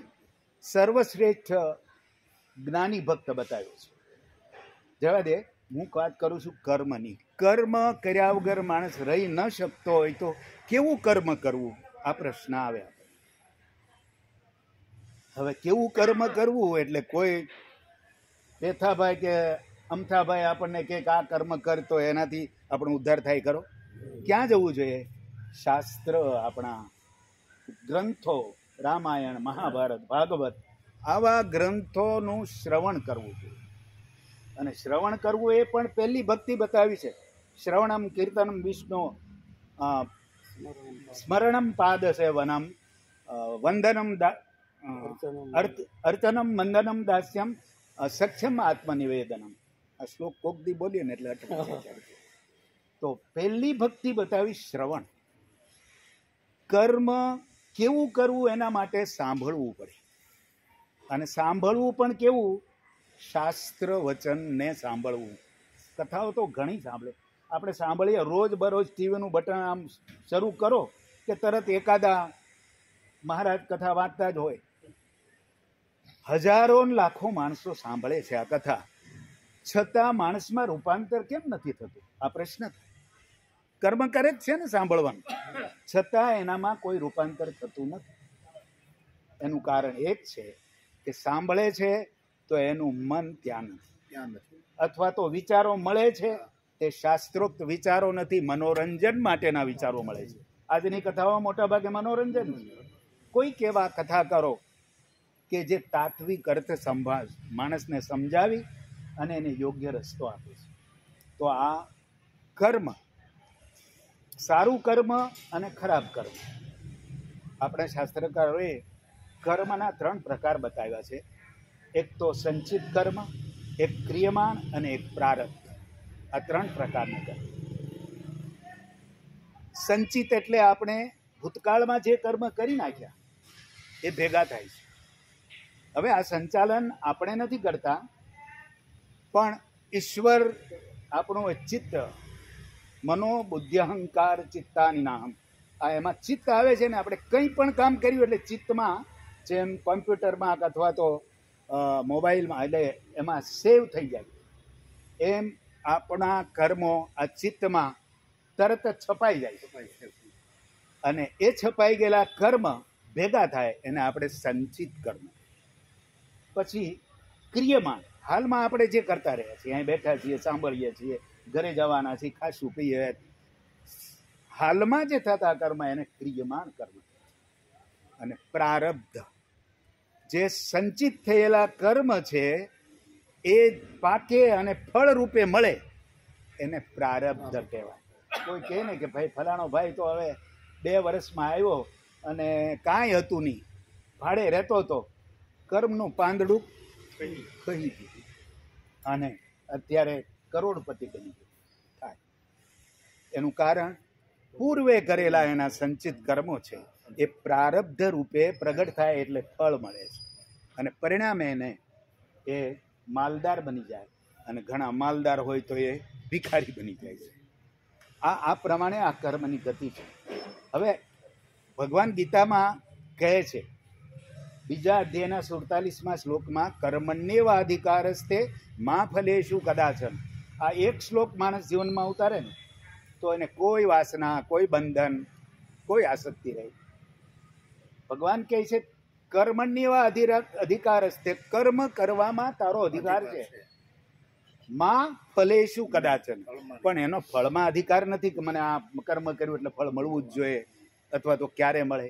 આ ભગવાને પોતાની પાસે, અને એટલે કર્મ કરે જા, વિચાર કરની એનું ફળ શું મળશે, અને જો એનો વિચાર ન કરીએ, જો એમાં આસક્ત ન થઈએ તો કર્મ એ બંધનરૂપ થતું નથી અને આપણનું મોક્ષના દ્વાર ખુલી જાય. આ બીજા અધ્યાયનો આ 47મો શ્લોક આપણને બતાવે. હવે આપણે કહીશું કે આપણને પ્રારબ્ધ મળે ક્યારે, અથવા પ્રારબ્ધનું ફળ ક્યારે મળે? તો ભગવાને, આપણે બેંક હોય છે ને, દરેકના ખાતા હોય બેંક, આપણી પાસે પૈસા હોય તો બેંકમાં જમા કરાવીએ. જમા કરાવેલા પૈસા અભ્યાસ અત્યારે કરીએ છીએ સ્કંદ 5, બરાબર ને, અને અધ્યાય 14માં, એમાં 46 શ્લોકની અંદર અહીંયા ભવાટી એટલે વન કહીએ, આપણે વન કહીએ અથવા એને જંગલ કહીએ અથવા સંસાર એમ, તો એનું વર્ણનનું સ્પષ્ટીકરણ અત્યારે સુખદેવજી મહારાજ અહીંયા 46 શ્લોકની અંદર કરે છે. એનો વિચાર અત્યારે ચાલતો રહ્યો. સુખદેવજી કેવા છે તો કે જ્ઞાન, કર્મ અને ભક્તિની ટોચ ઉપર ગયેલા એક મહાપુરુષ. પ્રશ્ન કોણ પૂછે છે? રાજા પરીક્ષિત. રાજા પરીક્ષિત જો પ્રશ્ન પૂછતો હોય તો ટોચની ભૂમિકા જે અત્યારે ભોગવતા રહેલા છે એ મહાપુરુષ એને બહુ સરસ રીતે સમજાવે છે. જેમનામાં જગત બદલાવાની હિંમત છે, આટલા સુખદેવજીમાં જગત બદલાવાની હિંમત છે, તેવાને પાસે લઈ તેના મસ્તકનું ભગવાન અવગ્રહણ કરતા હશે ત્યારે એમનો પ્રેમ ભેરો, ઉષ્ણ ભેરો શ્વાસોશ્વાસ તેના ઉપર પડતો હશે. ધન્ય છે તે ભક્તો કે જે ભવાટીમાં ફરતા ફરતા પોતાની જાતને સંભાળી છે. સ્કંદ 5 અધ્યાય 14માં 1 થી 46 શ્લોકમાં રાજા પરીક્ષિત રાજાએ પૂછેલા પ્રશ્ન રૂપક ભવાટીનો અર્થ મને સમજાણો નથી તો સ્પષ્ટીકરણ કરો. તો અહીં થોડુંક આપણે સ્પષ્ટીકરણ કરવાનો વિચાર કર્યો છે. જે સુખદેવજી મહારાજે જે સમજાવ્યું હતું એ અહીંયા બધી જ વાતો કહે છે. આ શ્લોકોમાં સિદ્ધોની મસ્તી છે, સાધકોને સૂચન છે. આ 46 શ્લોક છે એની અંદર શું છે? આ શ્લોકમાં સિદ્ધોને મસ્તી છે, સાધકોને સૂચન છે કે તમે તમારા આંખ, કાન, નાક, મોઢું વગેરે સંભાળી અને જાળવીને બોલવા, ચાલવા, સાંભળવાનો પ્રયત્ન કરો. એમ કે દ્રષ્ટિ પવિત્ર બનાવો, કાનથી દિવ્ય વાણી સાંભળો, તેજસ્વી વિચારોની સિંહ ગર્જના કરો. કેવા? તો તેજસ્વી વિચારો કેમાં છે? તો કે વેદ, ઉપનિષદ અને શ્રીમદ ભગવત ગીતા અથવા શ્રીમદ ભાગવત કે મહાભારત જેવા અથવા રામાયણ જેવા ગ્રંથોની અંદર આવા દિવ્ય અને તેજસ્વી વિચારો છે. એ વિચારોની સિંહ ગર્જના કરશો ને તો કોઈ તમારી આજુબાજુ ફરકી શકશે નહીં. એટલે કે દ્રષ્ટિ પવિત્ર બનાવો, કાનથી દિવ્ય વાણી સાંભળો, તેજસ્વી વિચારોની સિંહ ગર્જના કરો અને સાંભળો. તો અશુભ જેવું લાગતું વન તમને પવિત્ર અને દિવ્ય લાગશે. ઝાડ ઝાંખરા, વેલા, ઘાસ, ક્રૂર પ્રાણી કે મગમગતું સ્વાદિષ્ટ મધ તમને આકર્ષિત કે હેરાન કરી શકશે નહીં. પક્ષી અને લૂંટારાઓ તમારું કંઈ બગાડી શકશે. આ વનની વાત બહુ સ્પષ્ટીકરણ કરતાં કહે છે કે વન આ છે. સંસારને વન સાથે ભવાટી સાથે સરખાવવામાં આવ્યું છે. આમ સંસાર સાગર સાથે ભવાટીનું રૂપક સ્પષ્ટીકરણ અહીંયા સુખદેવજી મહારાજે પરીક્ષિત રાજાને સમજાવ્યું છે. એમાં 1 થી 46 શ્લોક છે. હે રાજન, રાજર્ષિ ભરત વિશે પંડિતજનો એવું કહે છે કે જેમ ગરુડની સ્પર્ધા કોઈ માખી કરી શકતી નથી, તેવી જ રીતે રાજર્ષિ મહાત્મા ભરતજીના માર્ગનું અનુસરણ કોઈ રાજા મનથી પણ કરી શકતો નથી. બહુ સરસ રીતે જતાં જતાં અત્યારે સુખદેવજી મહારાજ અત્યારે અહીંયા પરીક્ષિત રાજાને સમજાવે છે. તેમણે પુણ્ય કીર્તિ શ્રીહરિના અનુરક્ત થઈને અતિ મનોરમ બની પત્ની, પુત્રો, મિત્રો અને રાજ્ય વગેરેના યુવાવસ્થામાં વિષ્ટાની જેમ ત્યાગ કરી દીધો હતો. બીજાઓ માટે તો એ બધાનો ત્યાગ કરવો અત્યંત મુશ્કેલ હતો. તેમણે ત્યજી દેવા અતિ મુશ્કેલ એવા પૃથ્વી, પુત્રો, સ્વજનો, સંપત્તિ અને પત્નીની તથા જેના માટે મોટા મોટા દેવતાઓ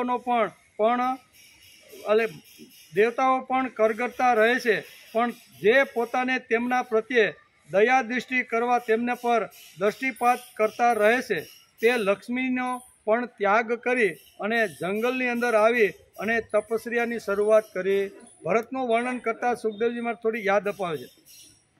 કારણ કે જે મહાભાવનું ચિત્ત ભગવાન મધુસૂદનની સેવામાં અનુરક્ત થઈ ગયું હોય છે તેમની દ્રષ્ટિ મોક્ષનું પદ પણ અત્યંત તુચ્છ લાગે છે.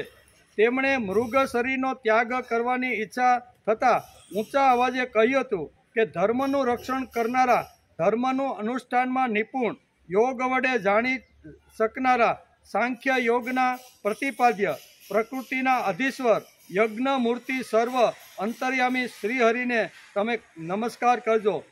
ભરતનું પણ એક મૃગની અંદર થોડો સમય માટે આસક્ત થયું. તો અહીંયા સુખદેવજી મહારાજ કહે છે કે હે રાજા પરીક્ષિત, આટલી મોટી સિદ્ધિ, આટલો મોટો ત્યાગ અત્યારે કોઈ કરી શકતું નથી. જેમ ગરુડને આવી રીતે ઉપર બેસીને કોઈ એની સાથે હરીફાઈ કરવા માટે માખી નીકળે તો માખી શું કરી શકવાની છે? આવો જેનો ત્યાગ છે, આટલી મોટી જેણે ત્યાગની ભૂમિકા જેણે ભજવી છે અને યુવાવસ્થામાં જેણે પોતાના દીકરાઓને બધું જ રાજ્ય છોડી અને તપસ્યા સાધના કરવા માટે જે જંગલમાં આવ્યા, પણ નાનકડું એવું થોડું ઘણું પણ જો મૃગલીની અંદર જો આસક્ત મન થઈ ગયું તો એને કેવી રીતનો જન્મ લેવો પડ્યો એ સુખદેવજી મહારાજ અત્યારે રાજા પરીક્ષિતને અહીંયા જતાં આ વાત એને સમજાવે છે કે હે રાજન, રાજર્ષિ ભરતના પવિત્ર ગુણો અને કર્મોની ભક્તજનો પણ પ્રશંસા કરે છે. તેમનું આ ચરિત્ર ઘણું કલ્યાણકારી, આયુષ્ય અને ધનની વૃદ્ધિ કરનારું છે. લોકમાં સંસારમાં સુયશ વધારનારું અને અંતે સ્વર્ગ તથા મોક્ષ મેળવી આપનારું છે. જે મનુષ્ય આ ચરિત્ર સાંભળે છે અથવા સંભળાવે છે અને આનું અભિનંદન કરે છે, તેમની સઘળી કામનાઓ આપમેળે જ પૂર્ણ થઈ જાય છે. બીજાઓ પાસેથી તેને કશું માગવું પડતું નથી. ભગવાનમાં આસક્ત મન રાખીને જો આ બધું જો ભરતના ચરિત્ર ઉપરથી ધ્યાન રાખીને કરવાનો પ્રયત્ન કરે તો એને કશું કોઈની પાસે માગવું પડતું નથી. ઇતિ શ્રીમદ ભાગવતે મહાપુરાણે પારમહંસ્યા સંહિતાયા પંચમ કંદે ભરતોપખ્યાન પારોક્ષય વિવરણ નામ ચતુર્થ દશો અધ્યાય.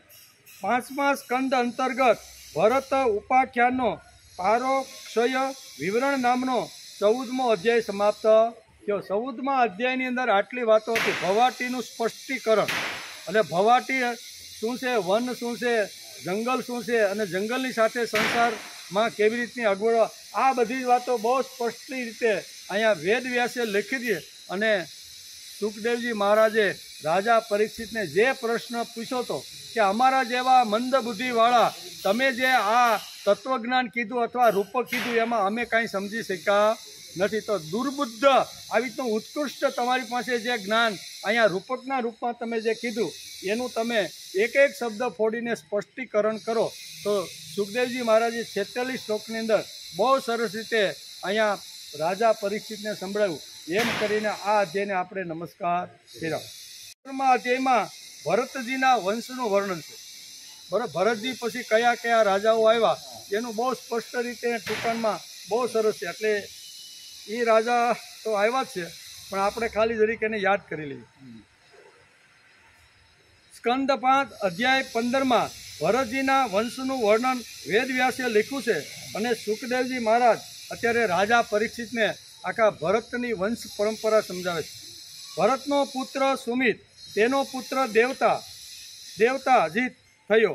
આમ વંશ પરંપરાગત તે કુળમાં ગય નામનો એક રાજા થયો. તેનો પુત્ર ચિત્રરથ, સુગતિ અને અવરોધન નામના 3 પુત્રો થયા. ભરતના વંશમાં વિરોચનાથી વિરજનો જન્મ, વિરજના વિચુતિ નામથી પત્નીથી સતજીત વગેરે પુત્રો થયા અને એક પુત્રી થઈ. જેમાં ભગવાન વિષ્ણુ દેવતાઓની શોભા વધારે છે તેવી જ રીતે આ પ્રિયવ્રતના વંશને એમાં સૌના પછી ઉત્પન્ન થયેલા રાજા વિરજે પોતાના સુયશથી આખા સમાજને વિભૂષિત કર્યો છે. આટલું વર્ણન અહીંયા વંશનું વર્ણન આવે છે. વંશ, બરાબર, વંશનું જાજુ વર્ણન કર્યું નથી. એક પછી બીજો, બીજા પછી ત્રીજો જે રાજાઓ આવતા ગયા એનું બહુ 16 શ્લોકની અંદર જ અહીંયા સમાપ્તિ કરી છે કે આટલા સરસ મજાના જે રાજાઓ આવ્યા એણે કેવી રીતના કામ કર્યા. વિરજ વિશે આ શ્લોક પ્રસિદ્ધ છે. જેમ ભગવાન વિષ્ણુ દેવતાઓની શોભા વધારે છે તેવી જ રીતે આ પ્રિયવ્રતના વંશને એમાં સૌના પછી ઉત્પન્ન થયેલા રાજા વિરજે પોતાના સુયશથી વિભૂષિત કર્યા છે. ઇતિ શ્રીમદ ભાગવતે મહાપુરાણે પારમહંસ્યા સહિતાયા પંચમ સ્કંદે પ્રિયવ્રત વંશાનું કીર્તન નામ પંચદશોધ્યાય. 5મા સ્કંદ અંતર્ગત પ્રિયવ્રત વંશ અનુકીર્તિ નામનો 15મો અધ્યાય સમાપ્ત થયો. 15મા અધ્યાયની અંદર ફક્ત રાજાની પરંપરા અને રાજા પછી બીજો રાજા, બીજા પછી ત્રીજો કેટલા આવ્યા છે એનું વર્ણન અહીંયા બહુ સરસ રીતે કર્યું છે. બહુ ટૂંકો અને 16 શ્લોકની અંદર છે. અધ્યાય 16મો એમાં ભુવન કોષનું વર્ણન. રાજા પરીક્ષિત બોલ્યા, હે મુનિવર, જ્યાં સુધી સૂર્યનો પ્રકાશ છે અને જ્યાં સુધી તારાગણ સહિત ચંદ્રદેવ દેખાય છે ત્યાં સુધી તે હદ સુધી તમે ભૂમંડળનો વિસ્તાર બતાવ્યો છે. તેમાં પણ તમે બતાવ્યું છે કે મહારાજા પ્રિયવ્રતના રથના પૈડાઓના 7 લીસોટાઓથી 7 સમુદ્રો બની ગયા હતા કે જેમને કારણે આ ભૂમંડળમાં 7 દ્વીપોનું વિભાજન થયું હતું. તેથી હે ભગવાન, હે બ્રહ્મન, હવે હું તે બધાના પરિણામ એટલે કે કદ માપ, આ જે 7 સમુદ્ર બન્યા હતા, 7 લીસોટા થયા અને એમાંથી કયા એનું બધું પ્રમાણ, એટલે એનું બધું પ્રમાણ સમજવાની ઈચ્છા રાખું છું. કારણ કે જે મન ભગવાનના આ ગુણમય સ્થૂળ વિગ્રહમાં જોડાઈ શકે છે તેમના તે ભગવાનના વાસુદેવ નામના સ્વયં પ્રકાશ નિર્ગુણ બ્રહ્મરૂપ સૂક્ષ્મતમ સ્વરૂપમાં પણ જોડાવાનું સંભવિત છે. તેથી હે ગુરુદેવ, આ વિષયનું વિશદપણે વર્ણન કરવાની કૃપા કરો. તમે જે આગળ વર્ણન કર્યું હતું કે આવી રીતના રાજાઓના રથના ગડગડાટ સૂર્યને માપવા પણ નીકળ્યા અને સૂર્યને જ્યારે 7 પ્રદક્ષિણા કરી ત્યારે 7 લીસોટા પડી ગયા, એમાંથી 7 સમુદ્ર નિર્માણ થયા અને એની અંદર કેવા પ્રકારના પાણી હતા, કેટલા જોજન એની પહોળાઈ અને લંબાઈ હતી. આ બધું હું તમારી પાસેથી સમજવા માગું છું. હવે આ સમજવાનું કારણ તો હોય જ એમ, પણ હવે આ સમજવું એ બહુ અગત્યનું નથી એવું લાગે છે. કારણ કે હવે આ બધું 7 સમુદ્ર ને એ બધા પાર કરવાના, તો આપણે થોડો એનો વિચાર કરી લઈએ. શ્રી સુખદેવજી બોલ્યા કે હે મહારાજ, ભગવાનની માયાના ગુણોનો એટલો વિસ્તાર છે કે જો કોઈ મનુષ્ય દેવતાઓના જેટલું આયુષ્ય મેળવી લે તો પણ મન કે વાણીથી તેનો પાર પામી શકાય એમ. તમે મને પ્રમાણ પૂછ્યું કે 7 સમુદ્ર કેટલા જોજન પહોળો, કેટલો લાંબો અને કેટલું એની અંદર પાણી અથવા મધ અથવા દૂધ ભરેલું છે, કારણ કે બધા અલગ અલગ સમુદ્રની અંદર અલગ અલગ બધી આવી રીતના પ્રવાહિત થયેલા હતા, એવું આગળના અધ્યાયમાં આપણે જોતા હતા. તો અહીંયા ફરીથી સુખદેવજીને અત્યારે એ જ પ્રશ્ન અત્યારે રાજા પરીક્ષિત પૂછી રહ્યો છે, ત્યારે કે ભગવાનની લીલા, ભગવાને કરેલો કર્મયોગ, ભગવાને બનાવેલી જે સૃષ્ટિ છે એ સૃષ્ટિને કોઈ માપી શકે એવું અનંત સૃષ્ટિ છે, કેવી જેનો અંત નથી. એમ 14 બ્રહ્માંડ પણ ટૂંકા પડે, 14 બ્રહ્માંડમાં પણ એ કદાચ એનાથી પણ આગળ કોઈ તત્વો, આટલી ભગવાને બનાવેલી સૃષ્ટિ છે, એ સૃષ્ટિનું હું તને કઈ રીતે આવી રીતનું પ્રમાણ અથવા માપ આપી શકું. છતાંય તે પ્રશ્ન પૂછ્યો છે તો મારી બુદ્ધિ અનુસાર હું તને જવાબ આપું છું, એમ સુખદેવજી મહારાજ અત્યારે કહે છે કે આટલી ભગવાનનો વિસ્તાર છે, આ વિસ્તાર અનંત છે કે જેઓ તેમની સીમાઓનું વિભાજન કરવા 8 પર્વતોમાંથી વહેંચેલા છે. આમની વચ્ચે વચ્ચ ઈલાવૃત નામનો 10મો દેશ છે, જેની મધ્યમાં અલકે પર્વતોનો રાજા મેરુ છે. તે જાણે ભૂમંડળ રૂપી કમળની કર્ણિકા છે. તે ઉપરથી નીચે સુધી આખો ને આખો સુવર્ણમય છે અને 1,00,000 જોજન ઊંચો છે. કેટલો? આ બધા પર્વતોને અને જે સમુદ્રની જે આખી જે વાત કરે છે એનું વર્ણન અત્યારે સુખદેવજી કરે છે. આ જ પ્રમાણે ઈલાવૃત દેશની દક્ષિણે એક પછી એક વિષય હેમ, ઊટ અને હિમાલય નામના 3 પર્વતો છે. નીલ વગેરે પર્વતોની જેમ આ પણ પૂર્વ પશ્ચિમ તરફ ફેલાયેલો છે અને 10,000 જોજન ઊંચા છે. એમનાથી ક્રમશઃ હરિદેશ, કિંગપુર અને ભારત વર્ષની સીમાઓનું વિભાજન થાય છે. ઈલાવૃતની પૂર્વે અને પશ્ચિમે, ઉત્તરમાં નીલ પર્વત અને દક્ષિણમાં નિષેધ નામનો પર્વત આવેલો છે.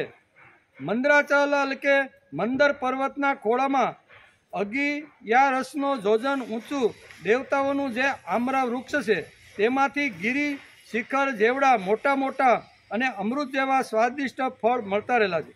જ્યારે તેઓ પાકીને ફાટે છે ત્યારે તેમનામાંથી ઘણો સુગંધિત અને મીઠો લાલ રસ વહેવા લાગે છે અને તે જ અરુણોદય નામની નદીમાં પરિણમે છે. શ્રી પાર્વતીજીની અનુચરી યક્ષ પત્નીઓ આ જળનું સેવન કરે છે.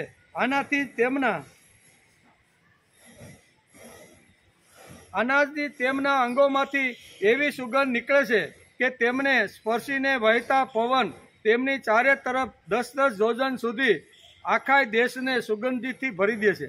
આ જ પ્રમાણે જાંબુડાના વૃક્ષમાંથી હાથી જેવડા મોટા મોટા ઘણું કરીને ઠળિયા વિનાના ફળ પડે છે, ઘણે ઊંચે. અત્યારે સંશોધન રાખ્યું છે કે ઠળિયા વગરના પણ જાંબુ થઈ શકે છે. એના ઉપરથી આજે વૈજ્ઞાનિકો આનું સંશોધન કરી રહ્યા છે કે ભાગવતની અંદર આ વેદ વ્યાસે લખ્યું છે. વૃક્ષ વનસ્પતિ ઉપર અત્યારે પ્રયોગો થઈ રહ્યા છે કે ભાગવતની અંદર, આપણા શાસ્ત્રોની અંદર જે આપણા ઋષિઓએ સંશોધન કરીને જે વાતો કહી ગયા છે એ અત્યારે સાકારિત થાય કે કેમ, તેના ઘણા બધા પ્રયોગો થઈ રહ્યા છે. બરાબર ને? તો આવા અનેક પ્રકારના પ્રયોગો થાય છે. આપણે જુનાગઢ યુનિવર્સિટીની અંદર પણ આવા ઘણા વર્ષોથી એક પ્રયોગ ચાલતો હતો. બરાબર? એનો વિચાર આપણે બહુ મહાભારત હાલતું હતું તે વખતે એ વિચાર કરેલો. તો એ જુનાગઢ યુનિવર્સિટીની અંદર એક પ્રયોગ હાલતો હતો કે આપણે પેપરમાં વાંચી, આર્ટિકલ આવે ને પેપરની અંદર, આ બધું વાંચીને એમાં કોઈએ વાંચ્યું કે ગાયના દૂધની અંદર સોનું છે. બરાબર ને? પણ કોઈ જે તર્કબુદ્ધ જે વ્યક્તિ છે ને એ કોઈ વાત કરે અને માની લે એવું નથી, એ સાબિત કરવું પડે. તેથી આ બુદ્ધિમાન જે કૃષિ યુનિવર્સિટીના જે બધા જે પ્રાધ્યાપક હતા એને નક્કી કર્યું કે જો આવું શાસ્ત્રમાં લખ્યું હોય કે ગાયના દૂધની અંદર સોનું છે તો આપણે પણ પ્રયોગો દ્વારા એ સાબિત કરવું પડશે. તેથી ઘણા વર્ષો સુધી જુનાગઢ યુનિવર્સિટીમાં આ ગાય ઉપર આવી રીતનો પ્રયોગ, ગાયને ખુલ્લામાં ચરવા માટે મોકલે, એની પીઠ ઉપર સૂર્યનો પ્રકાશ આવે, જે કાંઈ કરવું પડે, જે કાંઈ ઘાસ, એ બધા પ્રયોગો એને ઉપર કર્યા. 8 કે 10 વર્ષ પછી એણે આખું સંશોધન કરીને નક્કી કર્યું ને એક લેખ બહાર પાડ્યો કે ગાયના દૂધની અંદર સોનાનું તત્વ રહેલું છે. આ સાબિત કરેલી વાત છે. કોઈ કે ને આપણે માનીએ એ વાત જુદી, અને પ્રયોગ કરી અને જે સાબિત થયું હોય એ વાત પણ જુદી છે. તેથી આપણા જે શાસ્ત્રોમાં જે કાંઈ આવા સંશોધન જે ઋષિમુનિઓએ કર્યા છે, વેદવ્યાસ જેવી વિભૂતિએ કર્યા છે, બરાબર, તો એનું વર્ણન પણ આજના વૈજ્ઞાનિકો એનો આધાર લઈ અને ઘણું બધું કરતા રહેલા. વિદેશના લોકો તો ત્યાં સુધી સંશોધન કરે છે કે રામાયણની અંદર એવું કયો પદાર્થ હતો કે બહારનો વ્યક્તિ અંદર ન જઈ શકે અને અંદરની વ્યક્તિ બહાર જઈ શકે. આવો કયો પદાર્થ લક્ષ્મણ પાસે હતો કે જે લક્ષ્મણ રેખા દોરીને જ્યારે રામની મદદ કરવા માટે ગયા ત્યારે કયો પદાર્થ. આજે લોકો એના સંશોધન માટે તૂટી પડ્યા છે. હજી લોકોને ખબર પડતી નથી કે ભારતની અંદર હજારો વર્ષ પહેલાં આ એક સંશોધન થયું હતું. એવો પદાર્થ એને લક્ષ્મણ રેખામાં દોર્યો હતો કે એ પદાર્થને વટીને અંદરનો માણસ કોઈ દી બહાર જઈ શકે, પણ બહારનો માણસ અંદર આવે. બે વસ્તુ એક સાથે એક પદાર્થમાં, બહારનો માણસ અંદર ન જઈ શકે અને અંદરની વ્યક્તિ એ રેખા બોલીને. તો આવો કયો પદાર્થ, કયો તત્વ, કયું વિસ્ફોટિક તત્વ એવું હતું કે જો એ બહારનો અંદર જાય તો એ બળીને ભસ્મ. તો આજે પણ લોકો સંશોધન કરતા રહેલા છે. અહીંયા પણ આ જ વાત છે. કાંઈ જાંબુના રસની વાત આવી કે જાંબુના એવા સરસ મજાના જે વૃક્ષો છે, અનેક પ્રકારના 7 આવી રીતના જે મોટા મોટા મહાકાય જે સાગરો જે બનાવ્યા છે એની ફરતે જે વૃક્ષ વનસ્પતિ છે એની અંદર આવી રીતના સુંદર મજાના વૃક્ષો છે કે જે જાંબુની અંદર ઠળિયો પણ નથી. તો એટલે આ બધું કહેવાનો અર્થ કે આજે પણ આ બધું સંશોધન થઈ રહ્યું છે કે નહીં. જૂના કાળમાં જામફળ આવડું હતું, બહુ તો આવડું. અત્યારે તમે જોવો ને કિલ્લા ઉપરના જામફળ આવી ગયા, બરોબર ને. તો એ બધું કહેવાનો અર્થ કે આ બધું સંશોધન આપણા શાસ્ત્ર ઉપરથી થાય છે. રવજીભાઈ, તમે જે વાત કરી ને લક્ષ્મણ રેખાની, લક્ષ્મણ રેખા હમણાં અભ્યાસ ચાલુ જ છે રામાયણનો. હા, એમાં કોઈ જગ્યાઓ પણ લક્ષ્મણે આવી રીતની રેખા કરી અને ગયા એવું ક્યાંય? એટલે વાલ્મીકી રામાયણમાં નહીં હોય, પણ બીજી ઘણી બધી રામાયણો છે. એટલે એ વધારેમાં વધારે અત્યારે તુલસીકૃત રામાયણના જ આ બધું આવે છે જે અત્યારે નહીં. એમાં શું છે, 150 કે 200 પ્રકારની રામાયણો છે. એટલે વાલ્મીકી રામાયણમાં એટલે એમાં નહીં હોય, પણ બીજી અનેક જે અવધૂત રામાયણ છે કે ઘણી બધી તુલસીકૃતમાં છે. હા, તુલસીકૃતમાં છે. તો એના ઉપર લોકો સંશોધન કરે છે. પછી રામાયણ તુલસીકૃત હોય કે વાલ્મીકી હોય કે અવધૂત રામાયણ હોય કે એવી રીતે કોઈ પણ રામાયણ હોય તો એના ઉપરથી આ લોકો સંશોધન કરે છે. ગાયના દૂધનો ગુણો, હા, પીળું હું કામ છે, એ કેવી રીતનું કર્યું છે એ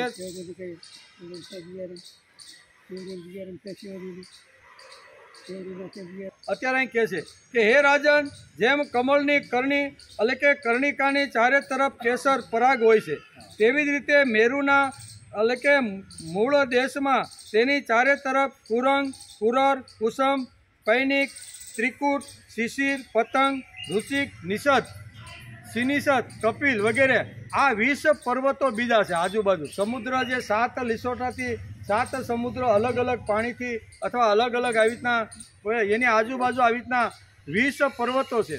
આ ઉપરાંત મેરુની પૂર્વ તરફ જઠર અને દેવકૂટ નામના 2 પર્વતો છે કે જેઓ 18 જોજન લાંબા અને 2,000 જોજન પહોળા અને ઊંચા.